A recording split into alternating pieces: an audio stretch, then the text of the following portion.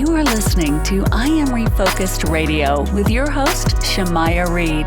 This show is designed to inspire you to live your purpose and regain your focus. And now, here's your host, Shamaya Reed. Hey, welcome to I Am Refocused Radio. We are here once again, and man, today we have another amazing show lineup for y'all today. Today we have someone who's going to talk to us, individual coaching and, helping us get to that better place and helping us really be focused. Today, we have a one and only coaching leader of future work, Brian Gorman. He has an amazing website that you can check out. It's transforminglives.coach. Today's topic is going to be interesting. We're going to talk about Ask, Shut Up, Listen. But without further ado, I just want to welcome my guest to the show, Brian Gorman. How are you doing today, sir? I'm doing great, Shamaya. Thank you for having me. Man, I want to say thank you for taking time talking to us. Before we dive into today's topic, kind of tell the audience a little bit about yourself and all the experience that you have gained throughout the years. Well, we don't want to bore them and keep them here for hours, so I'm going to make this brief because I've been doing this work around change and being a change catalyst, being a change guide, understanding the change experience since 1967. Much, which is when I was a freshman in college, much of my career has been in the field of organizational change management, which is a misnomer because organizations don't change, people do. And so today I'm a coach and really understanding what the psychology of change is, what the change journey is, what the neuroscience around people going through change or not. And with your experience and with your accomplishments, people, like you said, you can probably keep us for hours talking about your accomplishments, but you have it well documented on your website. People can go to transforminglives.coach and they can click on About Brian and go to your accomplishments and credentials. You have a very strong, impressive resume. So with all the success that you've been able to gain, what's some of the things that you learned along the way as far as being an effective leader? Well, I'll jump right to the topic that you brought up at the start. Shut up and listen. Today's workforce is very different than the workforce of the last century. People are not, we don't raise our children to just shut up and do as we tell them to. We don't raise our children to be automatons. And yet so often in the workplace today, leaders still take that impression that I'm the boss. I'm going to tell you what to do. I'm going to micromanage you. And what we're doing is shutting off any desire to innovate. We're shutting off any desire to be fully present.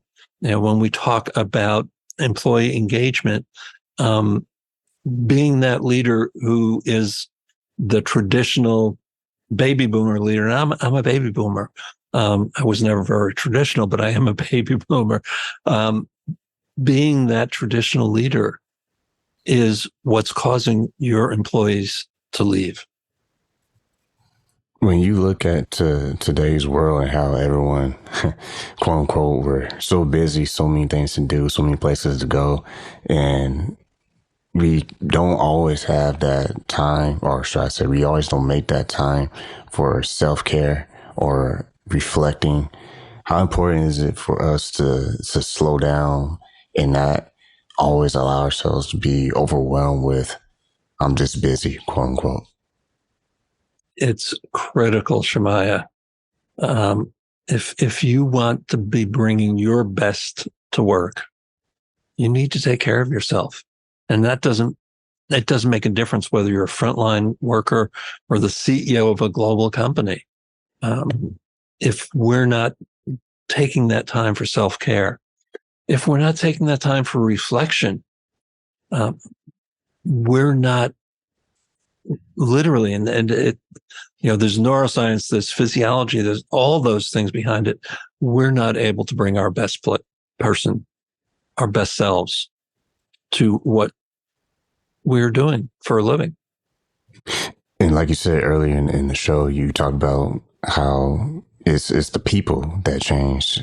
You know, it's not necessarily the organization that changes by itself or whatever. It's the people within the organization.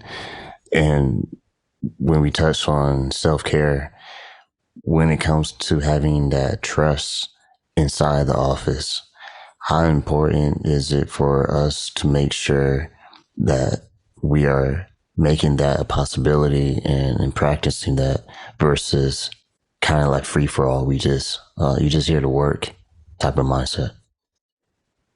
If you don't trust me, I don't trust you. And if I don't trust you, I'm not going to be open with you. I'm not going to be vulnerable with you. I'm not going to take risks with you. I'm not going to be able to give my best. And so I spend a lot of time with leaders, coaching around trust. And the model I use is a neuroscience-based model that was created by a brilliant woman who passed away a few years ago named Judith E. Glasser. And it's the only acronym that I bring into my work because I find acronyms are a good way to have secret clubs, and I'm not into secret clubs. But this acronym is TRUST. And the first T is transparency. And we all tend to know what that means. We may or may not embody it. But the piece of transparency that most people forget or don't engage in is, and this is what I need from you. So yes, being transparent about ourselves, about what's going on in the organization, because if we're not, if everything is happening sort of under the covers and we're not sharing that with the people that work for us, they know that there's stuff happening under the covers. They fill in the blanks. So it's being transparent about what's going on, but it's also being transparent about this is what I need from you. R is relationship. And that's the relationship that occurs when you walk in the other's shoes, when you really learn to see the world through their eyes. So, Sue is a single mother who has children with, or a child with learning disabilities. Understanding what that means for her, it is not necessarily that she's any less committed to the job, but she may need more flexibility than Tom, who has a stay-at-home wife who's taking care of the kids. So R is relationship. U is understanding. That's the understanding that comes from really deep listening, appreciative inquiry. S is shared success. Shared success takes really talking about, what do you, Shemaiah, want to accomplish? What do I want to accomplish? How can we both achieve those things in the work that we're doing together? And then T is telling the tough truths with caring and candor. And all too often, leaders have all the caring in the world until they're totally fed up, and then they're ready to let you go. Or they have all the candor in the world and they leave you feeling like you're a worthless employee. Trust is fundamental. Once again, listen to Refocus Radio, talking to our guest today, Brian Gorman. Go to his website. It's transforminglives.coach. And change is not always easy. Sometimes we be on this quote unquote life journey and we're just trying to go with the flow, and we do every now and then get it right because we're listening to people like you or someone with some kind of influence to help direct us in the right direction. But while the journey is not easy, how do we plan the actual change? Because it's one thing to say, okay, yeah, I do need to change this, but how do we actually prepare ourselves to take those next steps? So the important thing to know about change is that there really is only one change journey. Back in the mid 20th century, Joseph Campbell did a lot of research. He was a mythologist and a psychologist. And what he discovered is that there is only one journey through all myths across time, across cultures. And he called it the hero's journey. And that is the journey through change. And so just very quickly at a high level, it begins with the end in mind. We all talk about that.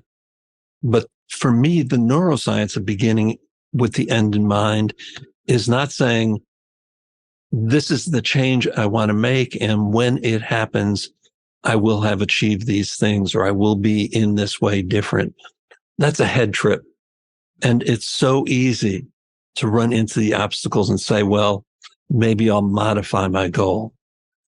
Beginning with the end in mind, and there's neuroscience behind this, is beginning with a story about having achieved that change. So it's a head, heart, gut story.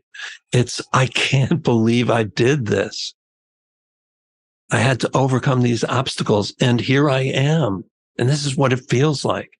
You're actually beginning to build new neural networks before you take the first step. Then for me, the next piece of that journey is starting to prepare, not plan, because we only plan for what's in our consciousness. And there's so much below the surface that's going to hold us back. It might be relationships. It might be money. It might be self-doubt. There are so many things that can hold us back from that journey. So we need to begin to surface those so that we can plan for what pieces of those things we need to change in order to complete this journey. And then the planning really, if anybody has made a plan that's more than about 2 steps long and completed it according to plan, bless you, because life doesn't go according to plan. So planning really is a rotating, ongoing process. What's important is knowing the milestones along the way. Am I making progress to do these things? Am I making progress in being different in ways that will help me achieve this goal? Then it's taking the journey. It's staying focused. It's living with that story every day, deepening those neural networks so that when you run into the obstacles that are inevitable, your subconscious says, I know what it's like on the other side. I will find a way through, over, under, around this obstacle because I know what it's like to actually achieve that dream. And speaking of achieving that dream, we kind of going on with this is ideal. It's a process. And like you said, it's not a couple steps and then, oh, okay, life is easy. I'm living everything that I ever wanted to live, as far as experience and success. But what I'm getting at is we have to learn how to create, or should I ask you, is there a way we can formulate how we create things as far as, okay, we think about it, we plan it out, and then we execute? Is there a certain process that can help guide us do that better? Again, it's that basic process of starting with the story from the future, preparing, planning. On my website, actually, there is a PDF of the hero and the Sherpa, the hero's journey, that people can use as a guide. It's a very light version of what the experience is really about, but it is about reprogramming our brains, basically. Mm-hmm. That makes sense. And someone listeners right now, and they are a respected leader, and they want to respect that trust of being a leader, because I think that when people are trusted to be a leader, it's a lot more responsibility that they must attend to and recognize. Will you say to people out there who have that platform where they are entrusted leadership and dependent on to either deliver or secondly, continue that journey of leading others to do great things? It's important as a leader that you have vision. It's important as a leader, even if you literally are the smartest person on your team, even if you're literally the smartest person in the room, the collective is smarter. And so that's where shut up and listen comes from. The collective is smarter.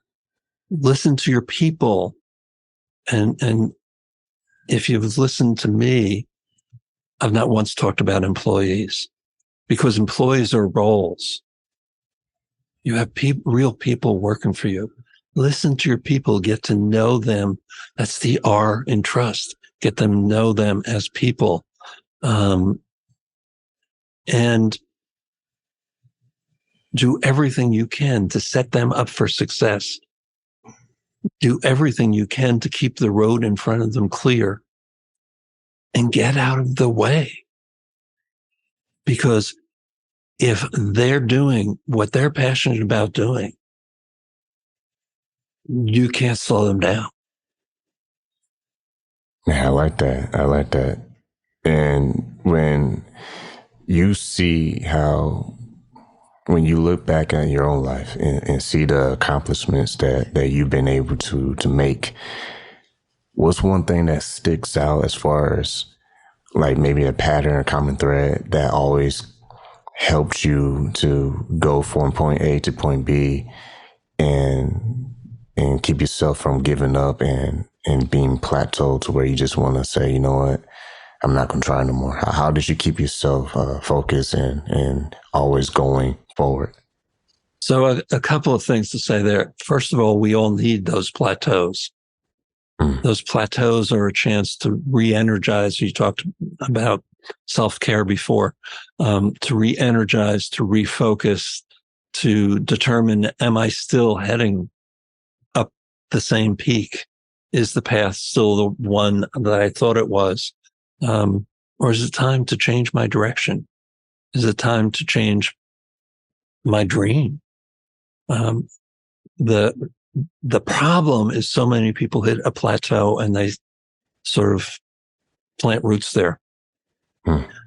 For me, there are two, and it sounds almost like it doesn't fit, but it does.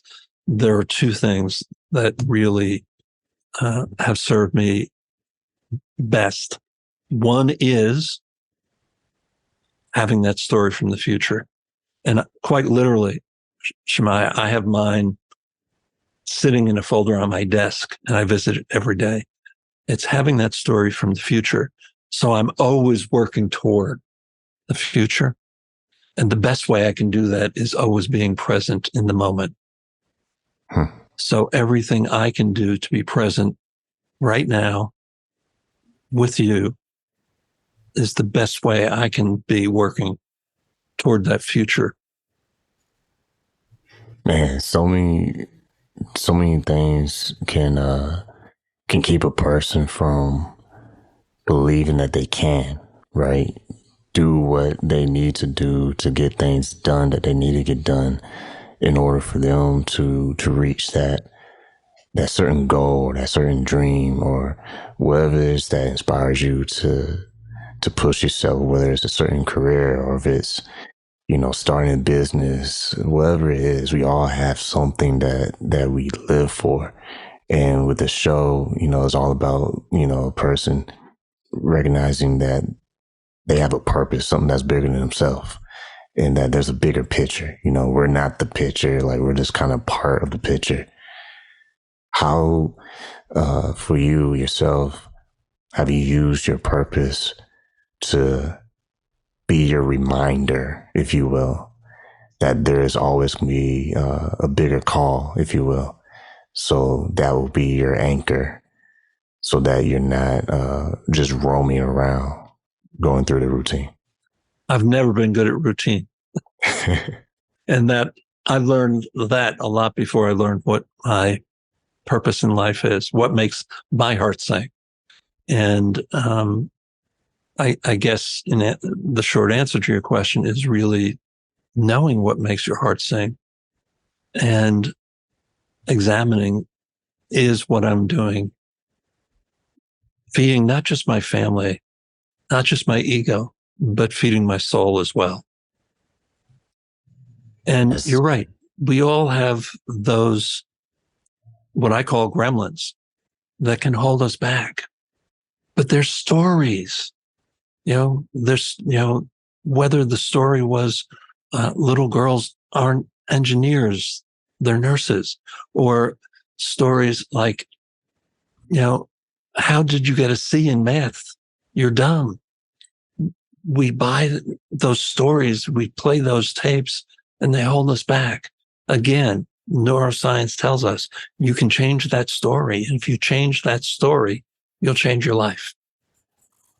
Man, I like that, man. And going back to what we said, the topic of the show, or the title of the show, is going to be Ash, Shut Up and Listen. It's not just going to be clickbait, but I think it's really like it's good to think of life that way. I'm gonna say it this way: if you ask yourself, okay, what do I like? What makes me passionate, as far as what makes me happy, and if you pursue that and you stop, kind of like what you just said, listening to the negative old things that probably try to place you inside a box, or limit the way you think or look at life. What do you think about that? Because I feel like the more we pursue what makes us feel inspired and happy, that's what you will find your call in life. Absolutely. It's interesting. I'm actually just reading a book titled Alive at Work. And the author talks about the neuroscience of our seeking system. And what he's talking about is that as human beings, we are seeking fulfillment. We are seeking the opportunity to create. We're seeking the opportunity to discover and to move beyond what we are and who we are and where we are. And business is not designed to feed the seeking system. Schools are not designed to feed the seeking system. And so many of us learn to shut that system down. And it saddens me. It doesn't surprise me. It saddens me when I'm working with a leader and I say, what feeds your soul, or what makes your heart sing, or what are you passionate about? And they say, I don't know. It's not that we don't have that ability. It's that have been so many forces in our lives that have said, that's not what's important. My father was never that blatant about it, but he would always say to me, when are you going to get a real job? And what he meant, he was a pharmacist. His father was a pharmacist. My brother graduated from college as a chemical engineer. He had one employer his entire life. My sister had two employers her entire career. I have not only changed employers multiple times, I've changed careers, because that's what was feeding me at the time. Yeah. I think a lot can be taken away from this episode. Once again, listen to Refocus Radio, talking to our guest, Brian Gorman. Man, before we wrap up, you also have a podcast yourself. You don't just do coaching for people, but you also have a podcast. Real quick, tell our listeners a little bit about what your show focuses on and what the core mission is. At the thread of all of my work is people moving through change. And, when I was talking about the change journey before, I was talking in terms of individuals. But again, when we look at organizations are people. And so to scale, I have seen that same model work for global organizational transformations. I'm a multipreneur. So I host or co-host or share hosting duties on 3 different podcasts. Change Management Review is a podcast for change practitioners and change leaders. It's Doobie Time, which is DO-BE time, is a podcast specifically for entrepreneurs and business leaders that focuses on the doing and the being of successful business leadership. And then I share hosting duties with Change Management Review. I co-host on It's Doobie Time. And then I am the host on Conversations, which is spelled like the word conversations is, except with a letter Q instead of C. And that really is for leaders at all levels of organizational life. And it focuses on how to lead successfully in the 21st century. I have another question for you. You, and this one I saw on your profile, I thought it would be a great one to ask. You mentioned that, or you believe, I should say, that we are in the early stages of the greatest change in the workplace since the start of the Industrial Revolution. Why is that? And kind of touch on that for our audience. Why it is because the world is changing. If you look at the work of Peter Drucker, who was the father of management consulting, in his 90s, in the 1990s, Peter Drucker was talking about how in the industrial age, the people serve the system. In the digital age, the system has to serve the people. If you look at the work of Douglas McGregor, he talked about Theory X, Theory Y. Theory X is based on the belief that employees only work because they have to work. They are not motivated to work, so forth. So it's very much about top-down autocratic leadership.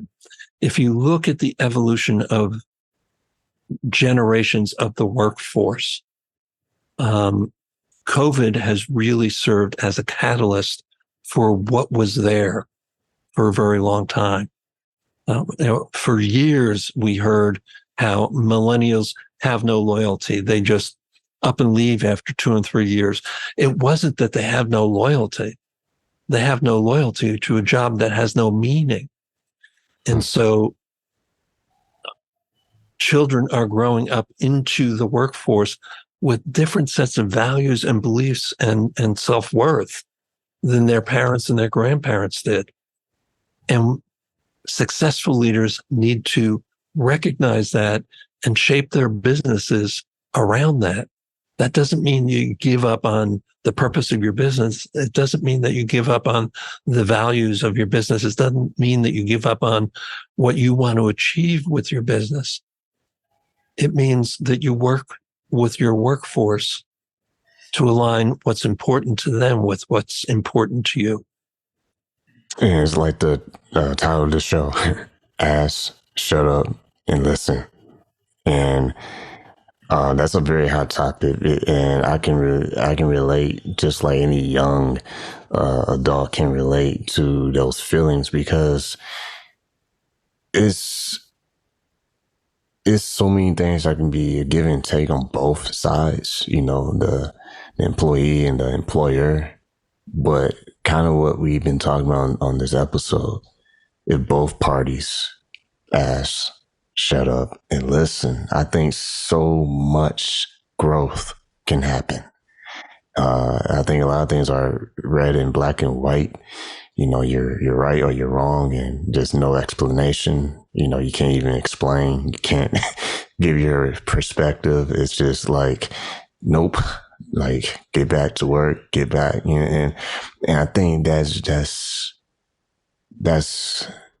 keeping us in the plateau. That's not really helping anybody learn to appreciate the core mission of the brand, or what the top guy wants to do upstairs to lead the organization to the next level. I think a lot can be beneficial when everyone listens. And I understand how there's a lot of things going on for the higher space, admin. But at the same time, you'd be surprised the perspective that you can gain from the front line.